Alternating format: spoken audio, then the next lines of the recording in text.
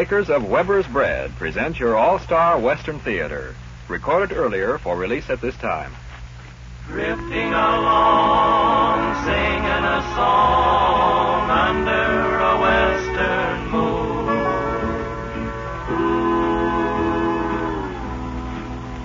Ooh. From Hollywood comes your all-star Western Theater, starring America's great Western singers, Foy Willing and the Riders of the Purple Sage, bringing you the music, the stories, and the spirit of the great open spaces.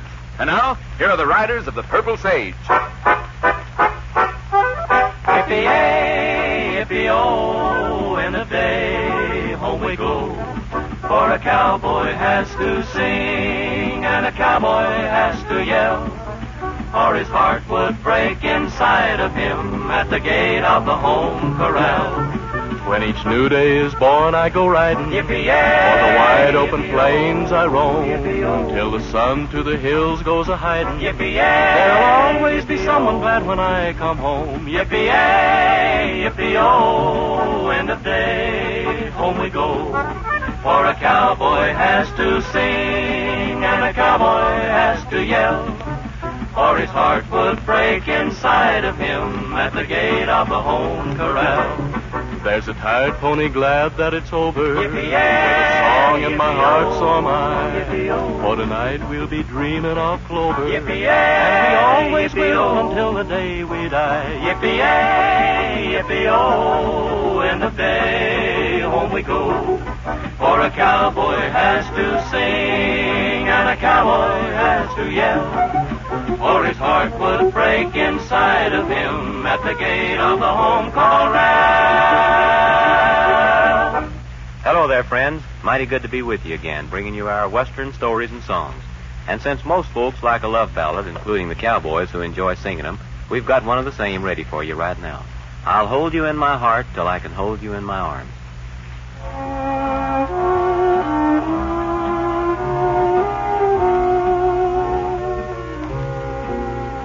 I'll hold you in my heart till I can hold you in my arms, like you've never been held before.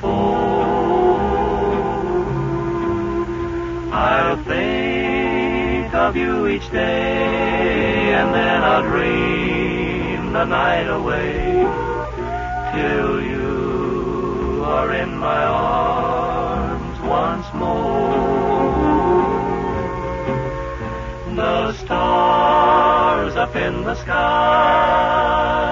know the reason why I feel so blue when I'm away from you. I'll hold you in my heart till I can hold you in my arms. So, darling, please wait for me. The stars up in the sky know the reason why I feel so blue when I'm away from you.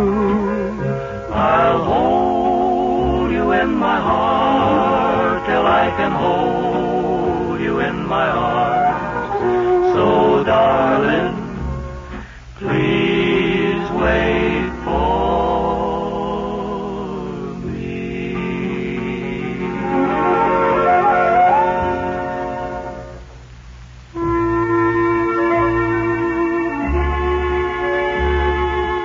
The Riders of the Purple Sage really managed to get all the feeling of the Old West in their Western ballads.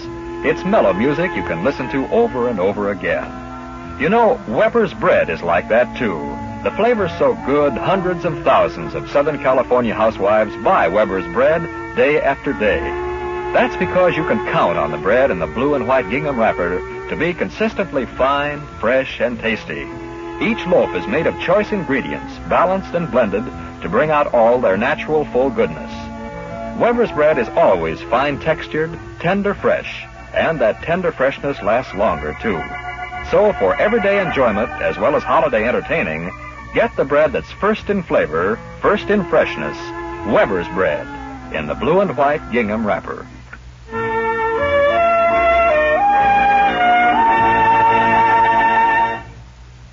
Irving Berlin's contribution to our popular music has been so great that it's well nigh impossible to select a representative tune from his list of compositions. But among others, there's this one which old and young alike love to hear, Alexander's Ragtime Band. Come on in here, come on in here, Alexander's Ragtime Band. Come on in here, come on in here, it's the best band in the land. They can play a bugle call like you never heard before, so natural that you want to go to war. It's just the bestest band, what am, honey lamb. Come on along, let me take you by the hand to the man who's the leader of the band.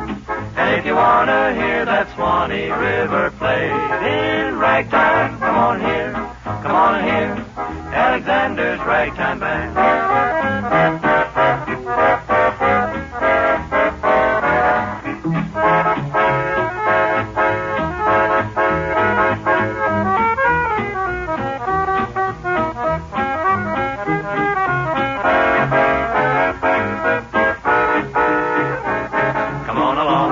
Come on along and see Alexander's Band. Take you by the hand, take you to the man who's the leader of the band.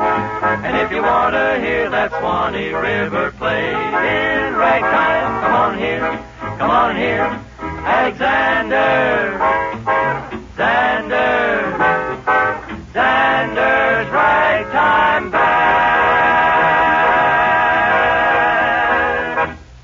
Now for a story, one which Foy Willing and the Riders of the Purple Sage think you'll enjoy, and which they call Hail to the Spirit That Always Wins. The vast stretches of unpopulated land in the West are in themselves vital factors in the forming of character and circumstance which mold the individual.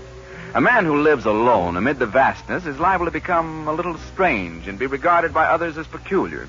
And this very space, which slowly works its strange magic on him, will also be the motivating factor in bringing into his little world the egregious individual who will make an otherwise ordinary moment a special event. Of a man who lives in such vastness, and a passerby, is the warp and woof of our story today. Foy Willing, Al Sloey, and Johnny Paul are heading for town. It's still 10 miles away. They'll take care of their errands for the boss, then they'll head back for the ranch tomorrow. Or so they plan. And who knows, their plans might hold. And then again... Sun's hot. Yeah. Real hot. Yeah. Too doggone. Hey! What? That car standing up there ahead, does that look familiar to you guys? I've been watching it, boy, and it looks familiar to me. Sure it does. Only I can't think who belongs to it. I don't recognize it. Sure you do, Al. Think a minute. Can't. Sun's too hot. Now, who has the oldest broken-down jalopy west of the Mississippi River? I can't think. Who's the person who'd be most likely parked out here in the middle of nowhere trying to fix the engine with barbed wire he stole off a fence post? I know.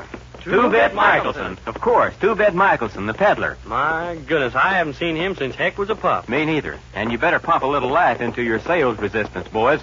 You know how he is. I sure do. Well, he'll try to sell you the warts right off his nose. And if you don't watch out, he'll do it, too. You guys keep saying no for me. You know how I am. Okay, Johnny, we'll protect you. Well, the last time I ran into him, he absolutely convinced me that I needed worse than anything else in the world a 5-pound box of lilac bath powder. Sometimes I think he was right. He sees us. He's waving. Well, let's wave back. We're far enough away to risk being polite. Hello there, Hi, Two-Bit. He's sitting down on the running board to wait for us. Yeah, and you know what he's doing while he's sitting there, don't you? What? Well, he's figuring out what worthless article he has the best chance of selling. Uh-oh, what did I tell you? Now he's getting one of those beat-up old suitcases out of the back end. No, Two-Bit. What's biting you? I'm just practicing. No, Two-Bit. I can't use it. Tell him you're broke. I'm broke, Two-Bit. Tell him you already have a couple. I already have a couple, Two-Bit. Tell him you'll take a half a dozen. I'll take half a dozen. No! Better be quiet, boys. We're within hearing distance now.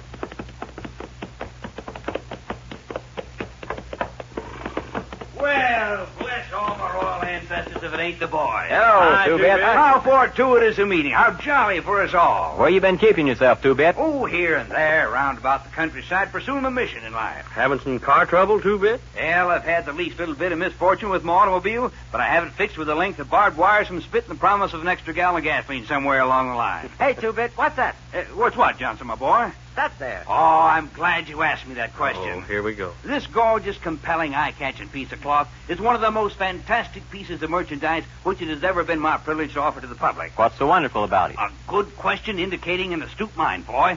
As a piece of cloth, it's nothing more or less than a brightly printed length of goods. But, gentlemen, you are looking at a genuine South Sea Island sarong. Hey, no fooling. This gorgeous piece of material once was wrapped around the dazzling figure of a raven-tressed Tahitian beauty who whiled away the moonlight nights leaning languidly against the palm trees and singing softly as the waves gently washed the glittering white sands of the lonely beach.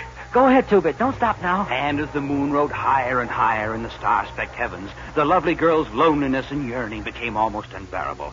Silently, a pearl-like tear coursed its way down her satin-smooth cheek, past her full red lips, and dropped from her chin onto the timeless sands below. Yeah. Finally, she arose, her lovely body undulating as she moved slowly toward the whispering waves, still singing her lonely song as she walked into the moonlight path on the water. Her beauty was reflected a million different times by the water itself as it gently caressed her. Gee. She began to swim. Each motion was a poem. Straight into the moonlit path she swam, farther and farther and farther. Soon she was a part of the sea and the sky and the moonlight, too. I found the sarong on the beach where she dropped it, and I'll sell it to you for $5. I'll take it. Johnny. Huh? What? Two-Bit, why do you make up those fantastic stories? You know you bought that cloth for 20 cents a yard in a department store in Dallas? Johnny, put your money back in your pocket. Yeah. Oh, why don't you let Johnny buy the sarong if he wants it? Sarong? Whom is kidding whom? Boy, you really had me going there, Two-Bit. One of the greatest pitches I ever made, Johnny. Too bad your unromantic friends here spoiled it. But no hard feelings. Oh, no hard feelings. But I don't see for the life of me why you don't get some worthwhile stuff to sell, Two-Bit. Everything I have is worthwhile, boy. Purchases are made for the soul, too, you know. Yeah, but if you'd put your talents to selling real estate or something, you'd make a fortune. But that's not my mission in life. My mission is to bring some romance, some joy, some prettiness into the lives of the folks around here. For instance, now, this ostrich feather looks like just an ostrich feather, nothing more. Well, is it? The person who buys this will buy the story that goes along with it.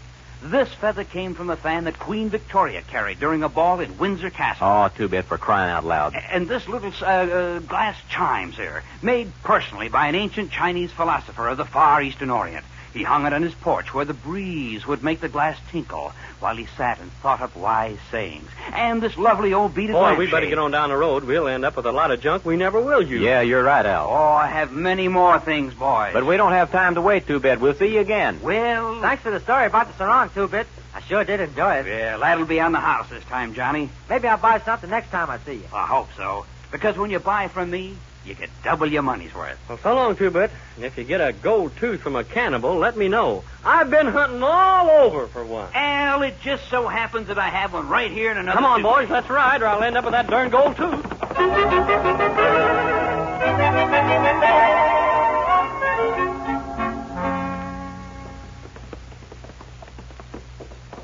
Whoa, boy. Hey, why are we stopping here at Daniel's place, boy? To ask him if we can do anything for him in town. Oh. Daniel? Hey, Daniel. Well, bless my soul. Hello, boy. Hello, Daniel. Howdy. Well, I do declare to goodness now. It's a lucky thing you boys dropped by like this. We're on our way into town, Daniel, and we wondered if we could bring you anything. Well, sir, now, that's real nice of you boys. But I don't believe there's nothing I need at all. Got plenty of grub and everything?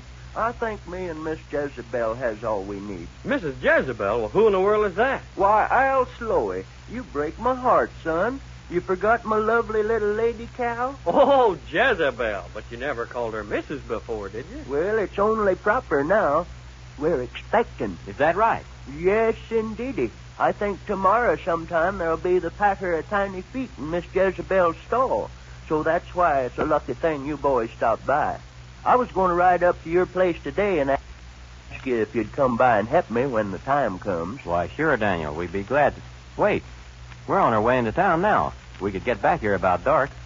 Could you put us up for the night? Oh, my, yes, I could surely do that, boy. Okay, then we'll be back. Well, sir, that's fine of you boys. Oh, incidentally, Daniel, Yes. Two-Bit Michelson's headed this way. Two-bit is? Yeah, so hide your money and practice saying no. And you better practice longer than I did, Daniel. He nearly caught me. Two-bit Michelson. My, I surely will enjoy to see him.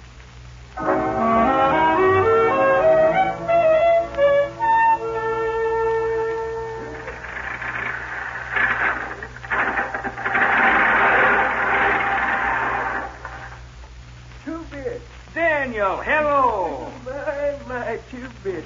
I've been a-waiting and a-waiting for Well, you. Daniel, old friend, the winter and summer have been kind to you.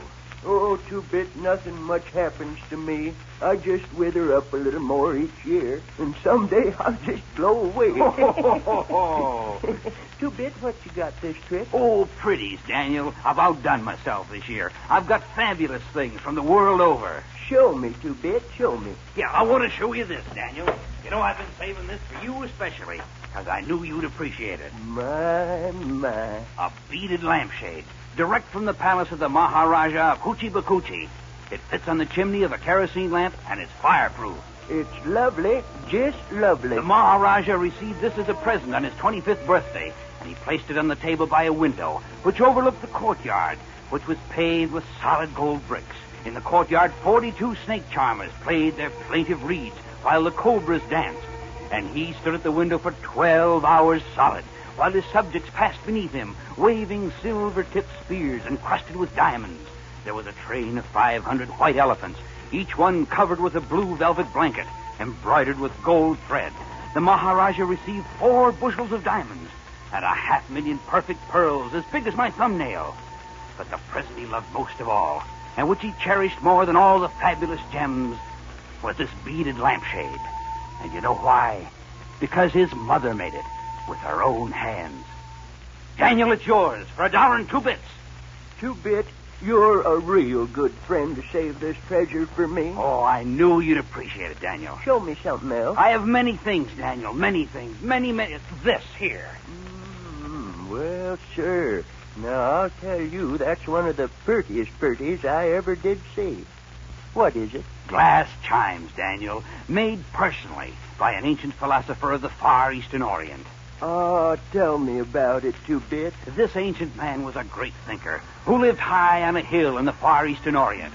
He was the wisest of all wise men, and to him came the crowned heads of all the countries for advice, the kings, the queens, the princes, and the princesses. And this ancient man would sit on his front porch and listen to their problems, and when he had a wise saying to answer them with, he would utter it. But in his silences, while he was thinking up his wise sayings, he noticed that his great visitors fidgeted. So he personally made this glass chime and hung it on the porch, where the gentle breeze would make it tinkle, and the sound of the tinkle would calm his nervous visitors while he thought up his wise sayings. My, just think of that. It's yours for $6. Oh, I'll have to have that, Two-bit. I'll have to take that. Mrs. Jezebel will find them little tinkling sounds soothing to her spirit, while she thinks up wise thoughts, too. Oh, of course, Daniel. I'll tell you what's what, Two-bit. You do indeed bring a pretty pack of dreams into a lonely man's life. It's my mission, Daniel, and my pleasure. And now these I had in mind for you, too, especially for you. Them little cards? Important cards, Daniel. They're real pretty, ain't they? Very few people know it, but the picture on these cards were painted by a world-famous artist. Look at the line, the color, the texture, the skillful blending. These greeting cards, Daniel, were personally painted by an artist who was a part of the fabulous court of the French monarchs. With the court balls, the painted ladies, the fawning courtiers, they all disgusted him because his painting wasn't making people like you and me happy. So he cast aside the glitter of the fashionable court, went to his garret. What's that? Attic. Oh. He went to his garret and began painting what you see before you. My. He was later hanged for deserting the court, but he left the priceless cards behind him. Cards on which the verses were personally written by William Shakespeare. You don't say. Who else could write such a tender sentiment as this? To you, my dearest daughter, on your graduation day, may heaven always guide you with its brightest, clearest ray. That's lovely. Just lovely. I knew you'd appreciate them, Daniel. Cost 6 bits.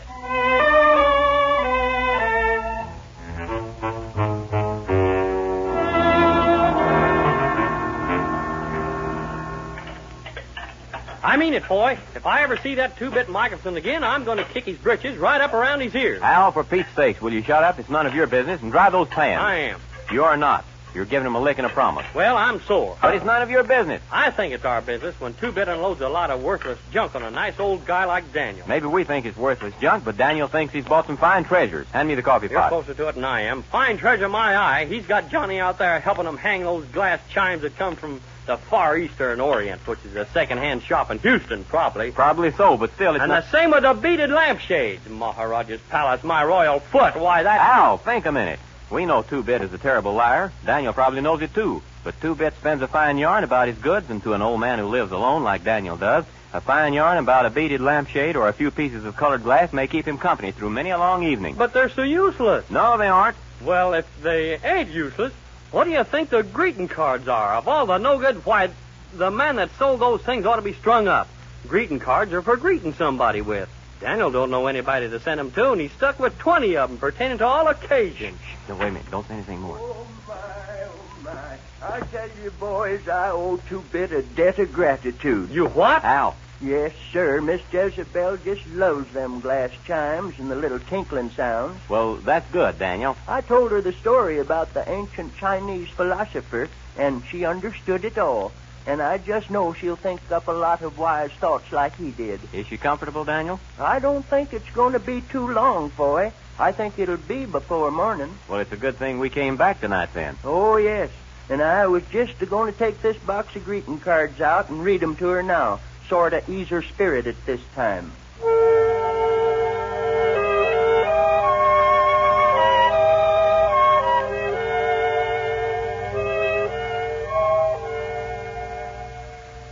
Now, Miss Jezebel, Johnny and me are going to read you some of these nice greeting cards, ain't we, Johnny? Sure, if you say so, Daniel. They're lovely cards. Such pretty little drawings and them sentiments, Miss Jezebel. You wouldn't hardly think mortal soul could write such beautiful words, that is. Now, where'd I put my specs? On your forehead, Daniel. Oh, yeah. Now, here's a fine one. Don't you agree holidays are heaven? Merry Christmas. 1927. I thought you'd like that. Now, here's another. Dear friend in the hospital, we are thinking of you, your feller members of the Ladies' Aid. Look up, cheer up, and never be afraid. See, Johnny? Miss Jezebel understands every word. Daniel, you better call the boys. Mrs. Jezebel's about to become a mother.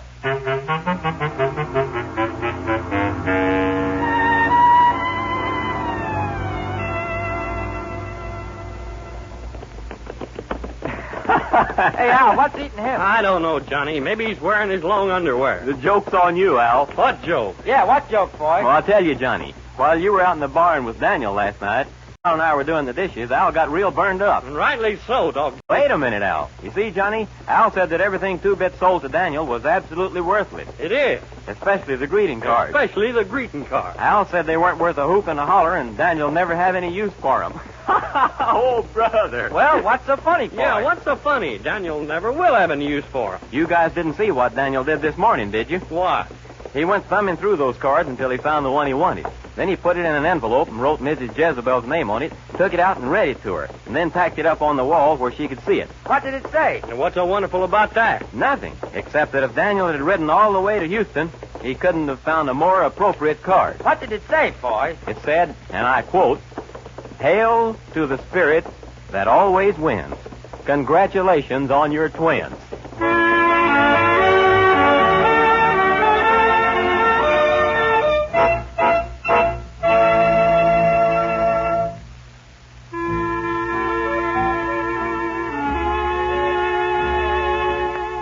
Well, it looks like old Daniel didn't get such a bad bargain after all. But those were the days of let the buyer beware, and you had to be a pretty good trader to come out even. Mighty different from today, when you can pick up a loaf of Weber's bread in its distinctive blue and white wrapper and know it's going to be good. Yes, every loaf of Weber's bread is good bread. Always fresh, always tasty, always tender. There's only one thing you have to worry about. Be sure to get to the market early. The way women have been snatching up those tender, fresh loaves of Weber's, they may be out of the size you want. And those rich-flavored, fine-textured slices are just the right accompaniment to your Thanksgiving turkey.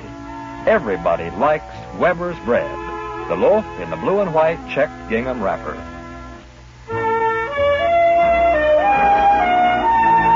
Great songs which have been given special treatment by the Riders of the Purple Sage have the distinction of being done in this featured spot on your all-star Western Theater. Today's choice, a folk song, Kentucky.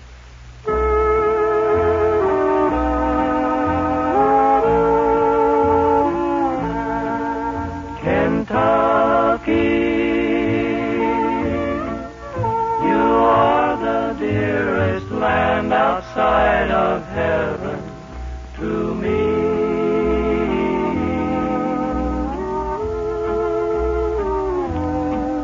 Kentucky,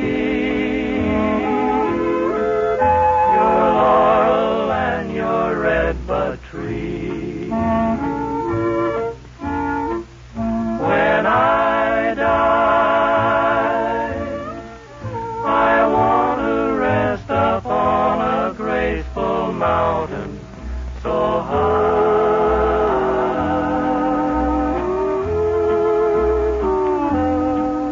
For that is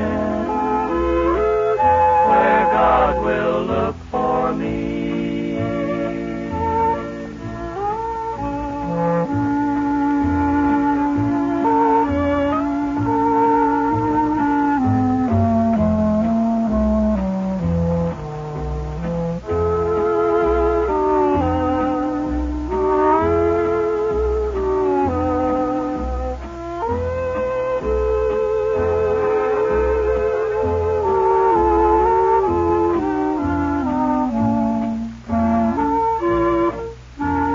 Kentucky, I hear the darkies singing in the silver moonlight.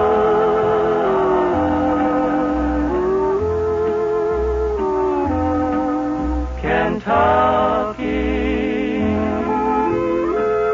I miss the hound dog chasing coon.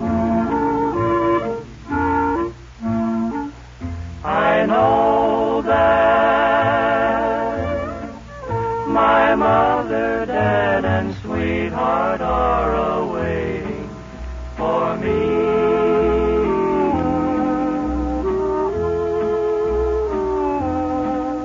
Kentucky,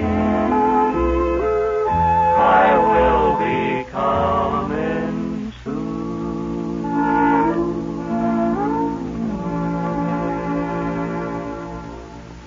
Well, that about takes care of things for this time, friends. We're always glad when you can be with us, and we invite you to join us again next week. Before we go, we want to thank Kurt Barrett and Tyler McVeigh for helping us tell our story. This is Foy Willing speaking for Al Sloy, Johnny Paul, and Scotty Harrell, the Riders of the Purple Sage, saying so long and the best of luck to all of you. Drifting along, singing a song under a western moon. From Hollywood, you've heard your all-star Western Theater, a B.M. Bear production starring America's great Western singers, Foy Willing and the Riders of the Purple Sage. The script was written and directed by Scott Farnworth. This is Terry O'Sullivan speaking.